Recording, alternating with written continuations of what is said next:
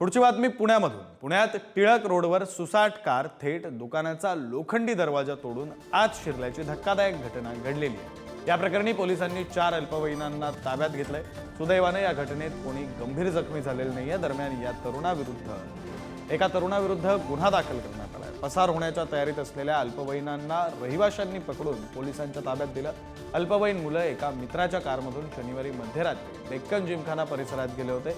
एका उपहारगृहात जेवण केल्यानंतर मध्यरात्री ते कारमधून टिळक रोडवरून स्वारगेटकडे निघाले होते। आपले प्रतिनिधी ज्ञानेश्वर चौतमल आपल्यासोबत फोन लाईनवरून जोडले गेलेले आहेत। ज्ञानेश्वर, खरं तर एकीकडे रस्ते अपघाताचं प्रमाण वाढतंय, दुसरीकडे पुण्यामध्ये सुद्धा असे प्रकार जे आहेत ते सातत्यानं उघडकीस येत आहेत। आता ही अल्पवयीन मुलं जी आहेत ती गाडी घेऊन गेलेली होती, यामध्ये तितकाच दोष पालकांना सुद्धा दिला जावा का? अर्थातच तसा कायदाही आहे।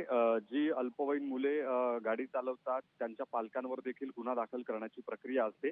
पुण्यातल्या टिळक रस्त्यावरच्या साहित्य परिषदेच्या चौकातला हा सगळा मध्यरात्रीचा प्रकार आहे, ज्यात इतक्या वेगाने ही गाडी धावते आणि ज्या दुकानाच्या दरवाजाला आदळते त्या दुकानाचा लोखंडी दरवाजा अक्षरशः तुटून गेलेला आहे। इतक्या वेगात रात्रीच्या वेळी या अल्पवयीनांकडून अशा पद्धतीनं भरधाव वेगानं ही कार चालवली गेली। सुदैवानं यात जीवितहानी जरी झालेली नसली तरी नुकसान मोठं झालेलं आहे।